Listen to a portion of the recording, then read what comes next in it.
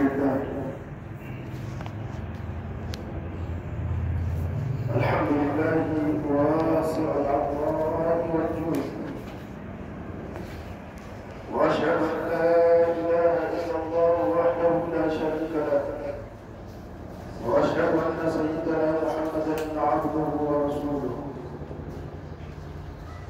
صاحب المقام المحمود والحرب المبروك.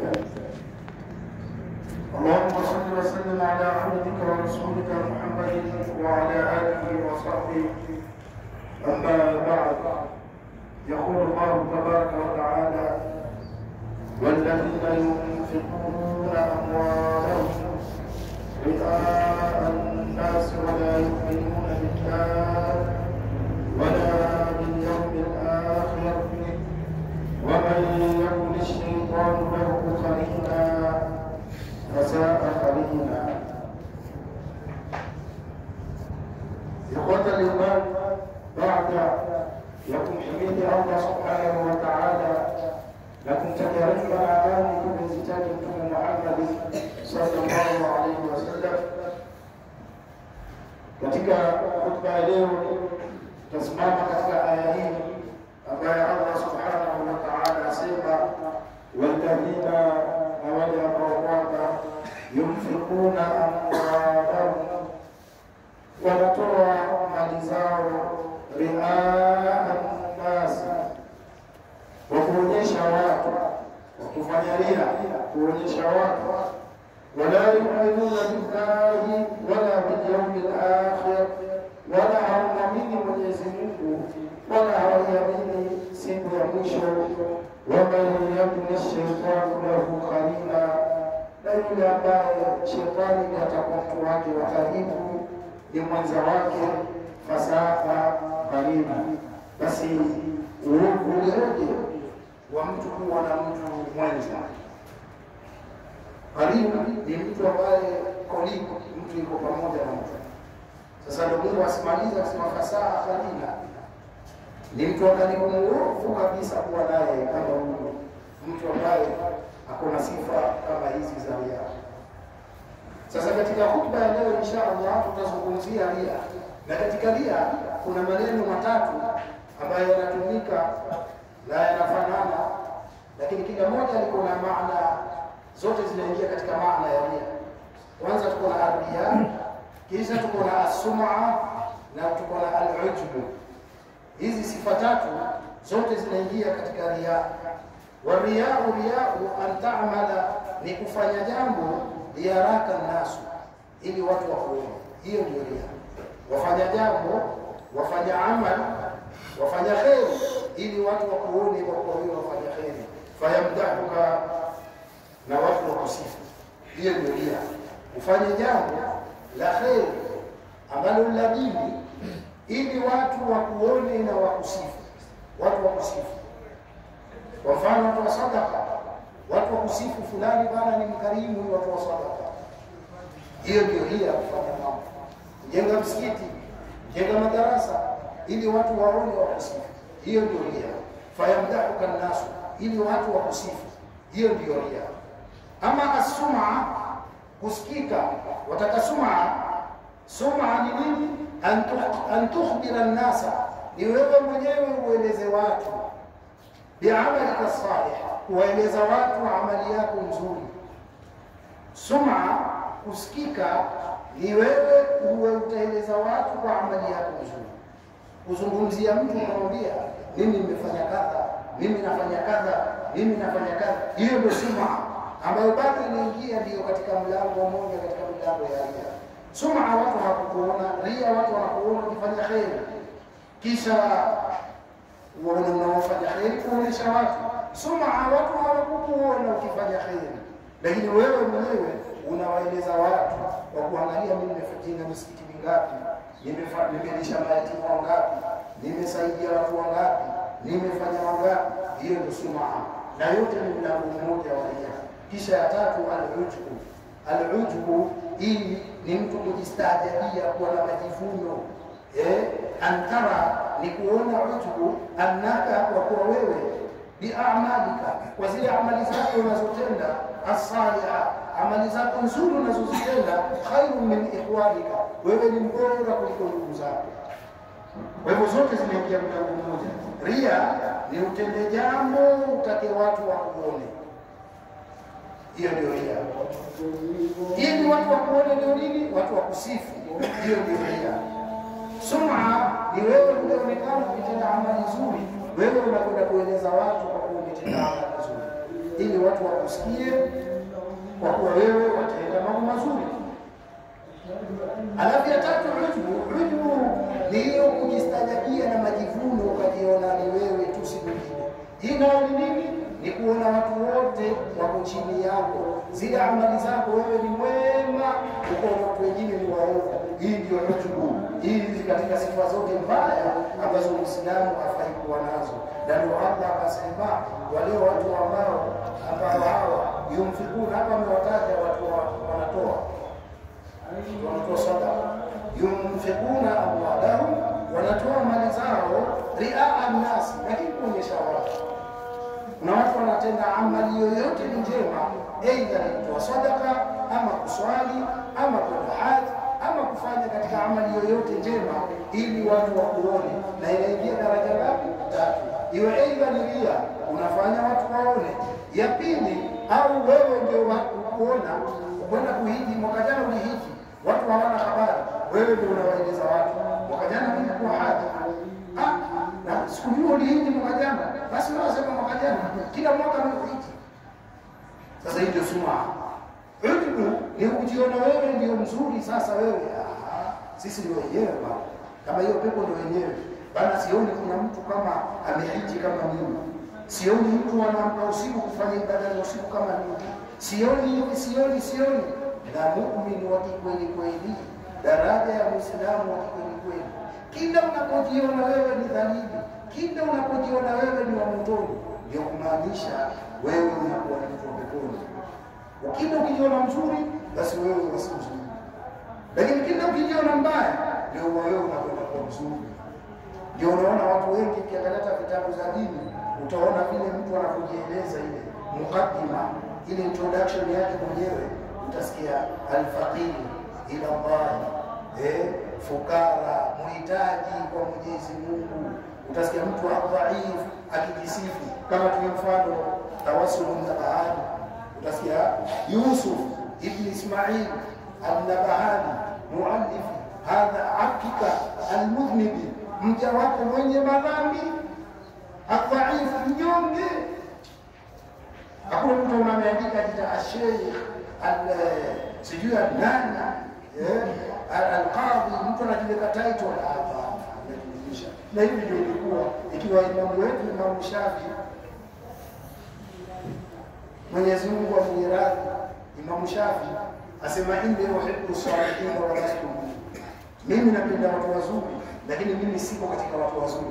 Imam Shafi wasema, je, mimi na wewe? Imam Shafi asema uhibbu salihin wa lastu, napenda watu wazuri lakini mimi si katika watu wazuri. Kwa nini anajua hivi? Asema asa huenda anala minhum shafaa, huenda nikapata shafaa, nikaombewa na watu wazuri. Mimi napenda watu wazuri sana, lakini mimi siko katika watu wazuri. Sababu yako kwa nini kupenda Imam Shafi? Asema dokesho watu wazuri wakienda peponi, huenda wakaniona nilikuwa nawapenda, akanikumbuka, ya Rabbi msamehe huyu pia alikuwa kitupenda sisi watu wazuri. Huyu ni Imam Shafi asamehe. Je, mimi na wewe tutafikia wapi daraja mpaka ile daraja ya kujiona wewe ni mwema, kuona wenzako waona nani, ukaona watu wengine hawafai? Na hii ndio katika makosa, kwa sababu Ibilisi kosa lake kubwa kwenye Qur'an, alipoambiwa msujudi Adam alisema nini? Alisema hii ndio alisema ana khairun minhu, mimi ni bora kuliko huyu Adam, mimi ni bora kuliko huyu. Ndio leo mpaka Ibilisi akitajwa laanatullahi alayhi, watu wa ndani. Kwa nini? Alijiona yeye ni bora, akaona Adam ni mnyonge. Kwa hiyo ndugu Muislamu, hii amali imekuwa, kwa nini tuiongelee ria? Imekuwa imejaa sasa, saa hizi ndio inaharibu ibada zetu. Ibada tufanye kama Waislamu, lakini wallahi kitakusikitisha, hii ria ndio inatumaliza sisi. Saa hizi hakuna mtu anafanya kitu. Mtu mpaka yasaidia maskini anachukua video. Anatuma mtandaoni. Help inakuwa niweka huko. Mtu yuko haji yasumbuka afanya tawafu kwenye Kaaba anachukua selfie. Anachukua on round the Kaaba anafanya kwa mtandao. Wewe unafanyia nani hizi ibada? Hizi ibada unafanyia nani? Ikiwa unafanyia Allah subhanahu wa ta'ala, kwa nini uchukue picha uziweke kwenye mitandao? Kuna watu mtu mpaka mfanyia mzazi wake wema iweka kwenye mtandao wala kwenye mtandao. Hiyo ni ria. Na ukifanya ria unakuwa rafiki yako wa karibu ni shetani. Lakini Mwenyezi Mungu anakwambia shetani akiwa rafiki yako wa karibu saa akalina, basi wewe uko na mwenza ambaye mbovu sana. Kwa hivyo hii sifa si sifa ya Muislamu. Waislamu tunataka kujirekebisha. Hii sifa ya ria, kufanya jambo ili tuonekane ama kutaka kusifiwa. Wewe ukifanya kitu kama unafanya nini dai? Pamoja kwa Allah subhanahu wa ta'ala kulipe. Pamoja Allah kulipe. Na kinyume haya maneno matatu, ar-riya, as-sum'a, al-ujub, kinyume chake sifa ambayo tunataka tuwe nayo ni al-ikhlas. Mtu kuwa na ikhlas. Ikhlas ni amali zako unazifanya khalisan lillahi ta'ala, kwa sababu ya Mungu tu peke yake, kwa sababu ya Mungu peke yake. Usifanye amali yoyote nzuri kwa sababu ya watu. Ikiingia watu, amali imeshaharibika. Wewe waswali, ndio pale ukiswali unasema wajjahtu wajhiya lilladhi fatara as-samawati wal arda hanifan musliman wama ana minal mushrikin. Unasema inna salati, hakika ya swala zangu, wa nusuki, na ibada zangu na kuchinja kwangu, wa mahayaya, na kuwa hai kwangu, wa mamati, na kufa kwangu, lillahi, kwa ajili ya nani? Ya Allah subhanahu wa ta'ala. Sema swali kwa sababu ya Allah, uswali kwa sababu ya kitu kingine. Ndio ile mfano mmoja mimi nilitoa kukumbusha watu. Jamaa mwizi amejificha pahali, amekaa kuna njia, kuna mwizi yeye ukaba watu pale kati ya kutoa tarika. Yeye ni mtu mwizi anajificha kwenye njia, kuna njia anaiba. Sasa akaja tajiri siku moja anapanda tena hapo, amebeba dhahabu zake. Alipokuja kwenye ile njia, akakumbuka njia, nimeambiwa hii njia kuna mwizi wa pale. Uvamia watu hadi mwizi. Sasa yule tajiri akakumbuka, alafu akitokeza anamuona kuna bwana amesimama kwenye hiyo njia. Huko katikati ya njia bwana amesimama. Ule jamaa kaingia wasiwasi, tajiri akaona hapo huyu isije kaunge ule mwizi mwingine ndio. Huyu bwana kwa kuhofia pesa zake hizi na dhahabu zake akaamua kugeuka arudi asipite ile njia. Akamwogopa yule bwana. Sasa yeye Mungu ashamuogopa na yule mwizi na yeye asajua huyu atashtuka huyu. Ule ndio mwizi mwenyewe. Akaona huyu jamaa ashashtuka. Huyu arudi huyu ashashtuka. Sasa yule bwana akastenda hapa sasa lazima ni wajua waizi wako na namna. Kila vile ndio unaona kila kikaa polisi warudishwa mara siku tatu. Wanaenda kufundishwa tena warudishwa. Kwa sababu hizi wana namna zao wanazifungua kila mara. Ule jamaa pale kwa pale ule mwizi akafungua akafikiria dawa kwa huyu mmoja. Huyu anarudi atakiona huyu atakuja. Akageuka huko bwana akamwambia kibla akafunga swala. Allahu akbar. Ule mwizi akafunga swala. Sasa ule mtajiri amegeuka, aliogopa kurudi ndio ule mwizi. Lakini sasa akigeuka hivi anaona jamaa ni swali. Akatoka uoga bwana. Basi mimi naona ule mwizi. Ule mswali ina ule. Jamaa karudi tajiri akaja mbona jamaa yao swali. Sasa hata sipitii mbele wala kupitia nyuma. Akaenda kupitia nyuma. Ule bwana ameswali yuko juu. Akaenda kupitia nyuma yake, ule mwizi akageuka akamshika. Kama Yesu anatufanya mjanja. Si umekuja. Sikia mkoa hiyo. Ule bwana anaambia kuna tuswali. Wewe uko na swali. Wewe uko na swali. Ule bwana sasa anamwambia hata watu wanatumia hii kama mfano. Hii ndio mfano wanatumia. Huyu mwizi alitoka huko sehemu. Akamwambia swali yetu ni ati. Abii swali na kuswalia wewe si Allah. hii swala ni yako, sikutawadha, sikuwa nasoma kitu ya Allah, najua nitawadha mpaka nisome. Hii nilifunga, najua hii hata nikufungie wewe, hii ilikuwa yako, nasoma umetoshea. Sasa unaona ndio hii waweza kufanya ibada ukafanya, kumbe ufanye kwa sababu ya Allah, na tutaeleza hapo kwa Allah anasema. Kwa hivyo kinyume ni kufanya ikhlas.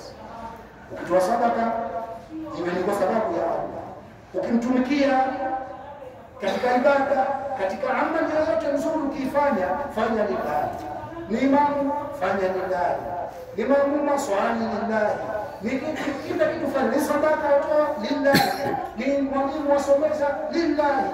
Usifanye kwa sababu ya watu. Ukifanya kwa sababu ya watu, amali yako inakumbuka inaharibika.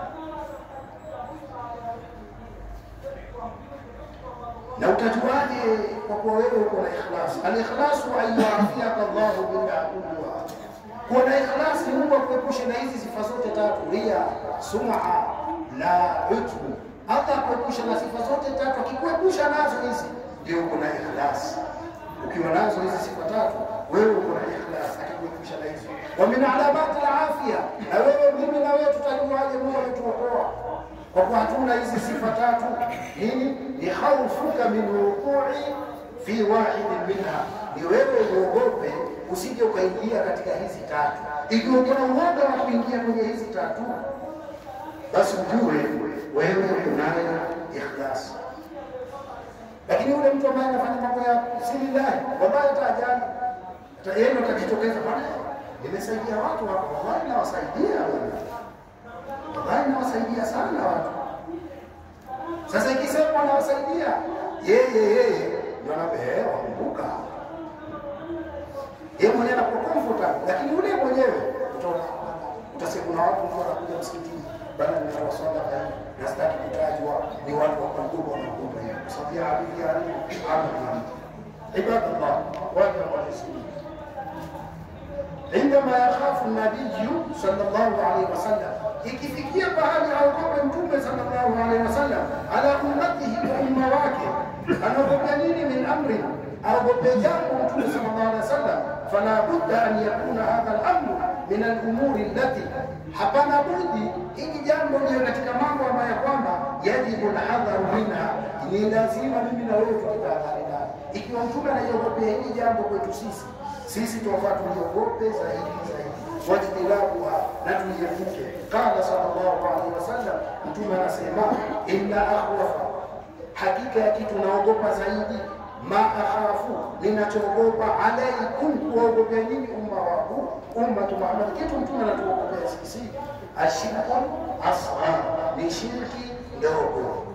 Na angalia hilo mbaya dia imepewa daraja, ni shirki ndogo. Shirki zimegawanyika tatu: kuna shirku akbar, kuna shirku asghar na shirku khafi. Shirki ndogo na shirki iliyojificha.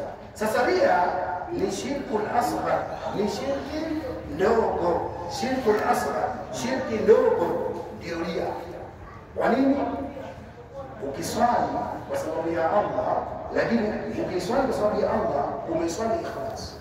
Umeswali ili watu wakuone umeswali, umemswalia Allah, lakini baada umeswali ndio watu wasema fulani ni mswalihina. Ikiingia hiyo mshamshirikisha Allah subhanahu wa ta'ala, shirki ndogo. Kwa kuwa wewe swali umeswali kwa ajili ya Allah na mtu mwingine, ndio inakuwa shirki. Shirki ni kumwasosieti Mwenyezi Mungu na yoyote kwa ibada yoyote, ndio shirki. Sasa inakuwa ni shirku nasa. Sasa mtu anasema mimi nawaogopea nini umma wangu? Siwaogopei shirki kubwa. Shirki kubwa mtume atuogopea. Ni Muislamu gani saa hizi atatoka hapa aanze kusema naabudu Mungu sanamu, sijui naabudu? Hakuna Muislamu huyo. Waislamu tushapita huko. Hii shirki ndogo hii ni Uislamu tunafanya sisi. Ndio mtume anasema mimi nawaogopea nini? Ni hii shirki ndogo mimi nawaogopea. Qala, masahaba wakasema wama shirku al-asghar ya Rasulullah, na ni ipi hiyo shirki ndogo unayozungumza mtume? Sikiza, mtume akasema mtume akasema arriyau, ni kufanya ria, kujionyesha. Alladhina hum yurauna, wale ambao wanafanya ria wanajionyesha. Hii ni mbaya sana. Wanasiasa wanafanya yao, lakini sasa imekuwa mpaka dini. wallahi imejaa. Ramadhani ikifika huwezi saidiwa kama utoe jina yako furu, namba ya ID ni kura wapiga makazi waandikwa. Sasa hizi zote ni hivyo. Ramadhani utasikia jamaa mtaniandikia watu 50, nataka majina yenu na baadhi ya majina mletena namba za ID. Kama una ID wewe ufai kusaidika, wewe si maskini. Haya imekuwa na ikienda mtu ana hiyo ID, waenda pale washikishwa mizigo pale na yachukuliwa selfie. Yachukuliwa selfie haya. Ngoja uko tayari wewe? Uko tayari. Haya, shika. Piga papa. Alafu ndio kwenye mtandao. Uislamu ndio hiyo. Wewe umefanya lillahi kwani? Hiyo ni lillahi. Wairusha mtandao mrushia nani? Kwani matangazo haya yataka mtandao? Wamsaidia mtu kuirusha mtandaoni wewe. Wallahi sisi tukiziangalia hizi sadaka zetu hakuna sadaka. Hakuna. Wallahi kudhalilishana, kudhikishana. Na ndio Uislamu utakatiwa wagumu. Hata kama una matatizo sio ndio kuomba wallahi. Ngangana kufa. Wallahi kufa. Hata kufa kwa matatizo wallahi. Na Mungu ametaja kuna watu lisai yanawataka, kuna watu wa kuomba. Kuna mtu hata njaa ya asubuhi, maneno zima itatuma. Leo hata hizi yapika leo. Alafu Mungu ametaja watu mahrum. Kuna watu hata wana vipi anajizuia. Siko kwa watu wote wana raha wallahi. Wengi tusiwaangalie watu wengi kwa sababu ule ana pesa, kimwangalia Mungu kwa afya, ule ana pesa ni raha tu badala. Ni mwenye ako na raha ya Mungu. Simba kwa utoke, utakwenda kuwatangazia watu shida yako watu 50. Wallahi mmoja atakusaidia. Na atakusaidia ile adharau. Wataka ngapi 50,000, anakuwa 2,000. Ajua huyu bado usingizi atakosa. Kwa sababu utapata mimi hii 48 itatoka hapo. Na ndio hivyo wanasaidia. Kuna mmoja amekwenda akaenda kwa Mungu. Kwanza mimi naogopa sana hizo. Jamaa akaenda kwa Mungu, akaenda kumwambia mtu taabani na ni imamu taabani. Hana hata matibabu, anaugua nyumbani wala imamu amejitolelea maisha yake, amejikika. Sasa mzee mmoja akaenda kwa mtu mmoja dukani, akaenda kumfuata kama sikoba ni ya waidi. Akaenda kuomba akamwambia anatakikana hizi dawa. Yule bwana akaziangalia zile dawa, akamwambia ngapi hii? Swala gani kwa sasa hawezi saidia yeye peke yake. Hii ni mizigo. Na hii pepo huyo anakuletea pepo. Shida ya Uislamu ukiletewa, wallahi msiangalie ni matatizo. Iangalie ni pepo huyo anakutafutia pepo. Yeye anadanganyiko na kwamba sasa tunatakiwa hapa, asikutoa nusu ile katafuta. Sasa hizi ni dawa zimerudiwa huko mgonjwa wa TB. Sasa mpaka maskini anakufa huyo. Tatizo ndio haya imekuwa. Lakini ngoja utakuona mtu kama huyo bahati kwenye sherehe, wallahi atatoa laki kwa sababu anaonekana. Alafu Imam Ali, hebu msikize Imam Ali. Imam Ali kuna maneno anasema. Imam Ali asema lilmuradi arba'u alamat. Utakuta mtu anafanya nia akona alama nne.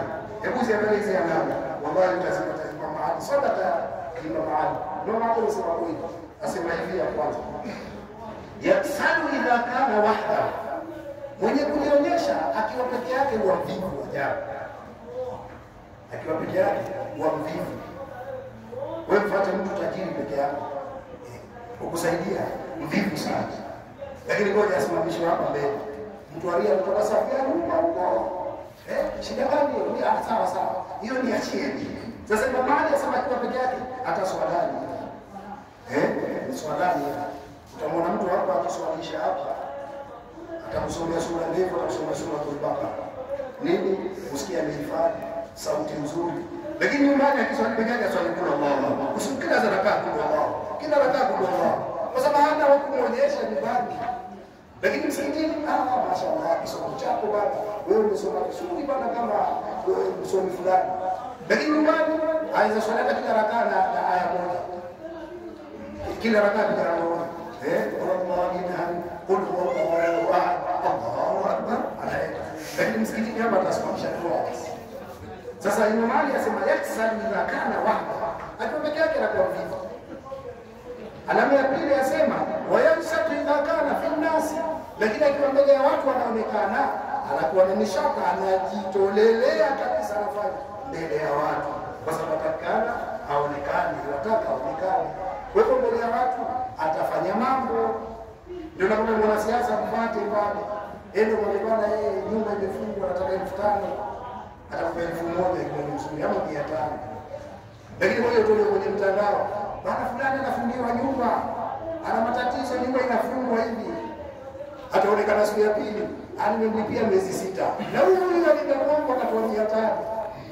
Huko kwa sababu ataonekana anakuwa kuna morali na atatoa sana. Kisha akamuelezea, akaenda sifa ya 3. Imam Ali akasema wayazidu fil amali idha uthniya alayhi, na anazidisha amali akiendelewa kusifia. Kuna watu ndio hata 50,000 akakaa chini, ikawa akisikia mtu haya huyu ndo ametoa 50,000, ngoja asikie mwingine ametoa 60, atamka tena haya nimeinua tu nimetoa 100 tena, akisifiwa na watu wema walikuwa akisifiwa, mtu anaingia mwoga, akisifiwa kama ni sadaka anarudia tena kuitoa, anaona hiyo kwa hiyo sadaka hiyo ameiona. Kwa hiyo sadaka ni ya watu, si ya Allah. Ndio Imam Zainul Abidin alikuwa yeye akitoa sadaka akisaidia, na ndio watu wengi katika watu wengi walikuwa wakitumia hii system. Mtu anakwenda anachukua chakula, pesa anachukua, anakwenda kwenye nyumba ya mtu anagonga kaka, anaweka chakula pale na pesa anaweka na toroka. Mtu akifungua mlango hivi, alhamdulillah. Nani wallahi atakwambia kwa nyingi sana.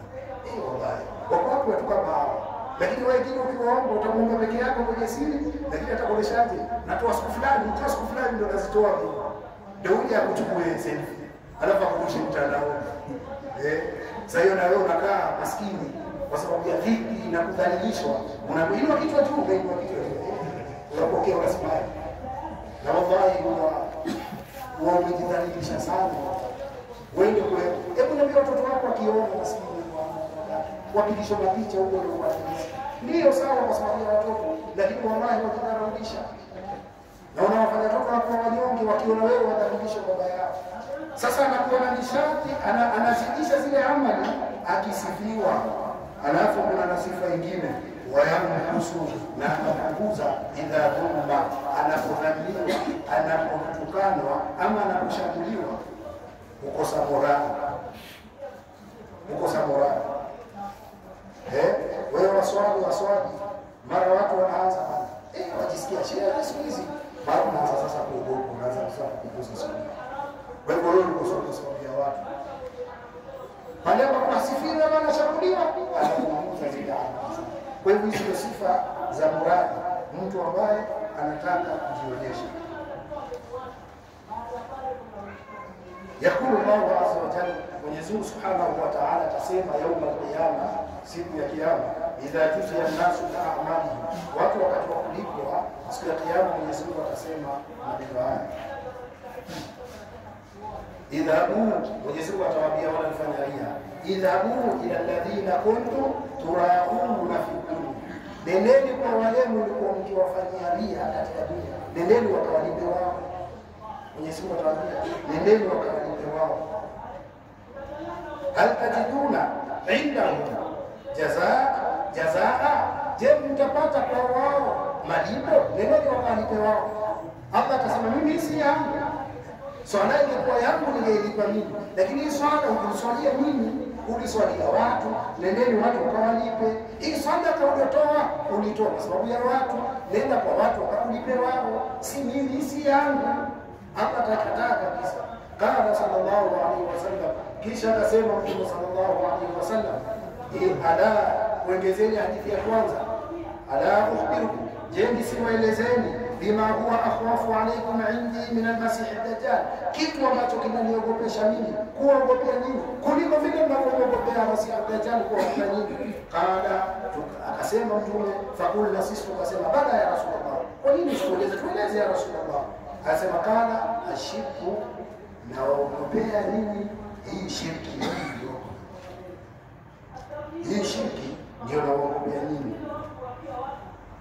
Aliyakuwa masikia Mtume anasema asimame arrajulu mtu fayusalli aswat fayazidu salatahu bima yara min amali rajul, mtu aswali ile swala aiongeze iwe ndefu, kwa sababu watu wako pale wamekaa wanamwangalia. Ile swala yake akairefusha akaifanya nzuri, kwa sababu watu wanafanya nini? Watu wanamwangalia. Na ndio ikawa Allah akahukumu kwa mtu wa kwanza kulipwa siku ya kiyama atakuwa watu wanani? watu waria watajua maneno haya. Inna awwala an-nas yuqda yawm al-qiyama alayhi, mtu atalipwa kwanza siku ya kiyama ni rajulu, ni mtu istushhida fautiya bihi fa'arafahu ni'matahu fa'arafa. Mtu wa kwanza atakayelipwa siku ya kiyama ni mtu alikufa kwenye jihad. Kuna mtu wa kwanza ndio atakuwa kwanza kulipwa, mtu amekufa kwenye jihad, kisha ataonyeshwa zile neema alizokuwa nazo, alikuwa amepewa ndio afanyia mambo ya kheri, ataonyeshwa naye atajua hizo neema alikuwa nazo. Kisha kuna hii aya moja naona chini ni blank, akaambia hii iko blank iko hivyo. Sasa kwa nini? Asema ulipokuwa soma Qur'ani sauti ilikuwa chini, ukawasoma aya. Ulipofika hiyo aya, kuna mtu alitokea farafa'ata sautaka, ukainua sauti juu kidogo, ndio ule mtu asikie. Sasa hiyo aya tunakuja Misri. Angalia hiyo kidogo tukakatwa. Mwingine mfalme ametoa msikiti, amesema mimi najenga msikiti mmoja mkubwa, na huu msikiti tena ametoa amri katika mji, hakuna mtu kutoa hata dola. Na ndio nyingine wetu wao wengine kutoka tajiri fulani wajenga msikiti, pesa za leo alhamdulillah tuko sawa, hataki atakaye ni jina yake peke yake. Basi ule mfalme akasema nitajenga msikiti ambao huu msikiti hakuna mtu atakuwa kama msikiti mrembo kama huu msikiti mkubwa, na akatoa amri, nikisikia mtu amechangia hata ndio mmoja akitoa mimi na yeye. Mfalme akajenga msikiti mzuri sana akamaliza. Siku ya pili akaja ile msikiti ukafunguliwa siku ya Ijumaa, msikiti ukawekwa kibao bao ukawekwa pale na ukaandikwa jina lake mfalme mwenyewe, ukaandikwa jina la mfalme. Na hii ndio kuharibika sasa. Sasa hizi ajabu, angalia kienda hata Saudia, milango ya Kaaba yote ni jina la wafalme, Malik Fahd, sijui Malik nani, sijui Malik sijui nani, ni jina la wafalme. Hakuna masahaba, lakini majina ya wafalme. Title moja mfalme ni gani? Aitwa Khadim al-Haramain al-Sharifain, mtumishi wa misikiti miwili. Mfalme lazima atake ndio custodian wa Maka na Madina. Akafanya nini kwa mfalme? Akajengesha msikiti, ikawa msikiti kila likaandikwa kwa mfalme, ikawa msikiti utafunguliwa Ijumaa. Mfalme akaenda alala usiku, akilala usiku mfalme anaota ndoto, anaona malaika wawili. Wale malaika wanaona kule msikitini, wanafuta jina lake, ile jina wanafuta jina, alafu wanaandika jina la mwanamke. Ule bwana siku ya pili akashtuka, akamka, ndoto gani hiyo? Hebu angalia msikitini, akiangalia jina liko kanyamaza. Akalala siku ya pili tena, akilala siku ya pili anaota ile ndoto. Akaona hapana.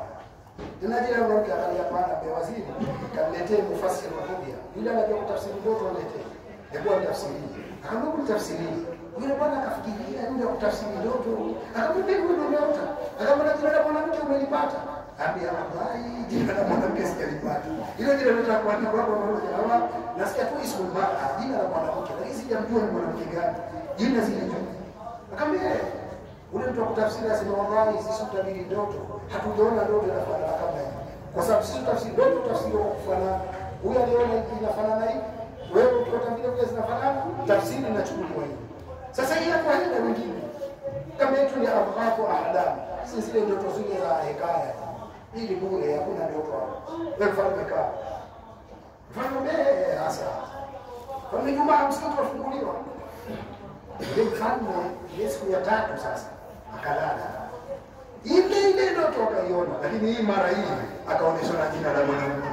Jina lake wale malaika wawili wakafuta jina lake, alafu akaandika jina la mwanamke aitwa Ummul Khair. Mama wa kufanya mambo ya khair. Mwanamke aitwa Ummul Khair ndio jina limeandikwa. Mfalme asubuhi kaleta waziri kuja, mlete ule mtu kutafsiri ndoto. Jina linalo. Akamwambia jina nimelipata, nimeipata. Ni nani Ummul Khair? Hapa kuna mtu anaitwa Ummul Khair kwenye mji wangu. Hatujui bwana. Tafuteni, ikazunguka ikatafutwa. Mara mwisho wanakuja mbele ya mfalme, wanakuja na kinyanya moja kizere. Kimeletwa pale mbele. Akamwambia ndio Ummul Khair. Angalia dharau.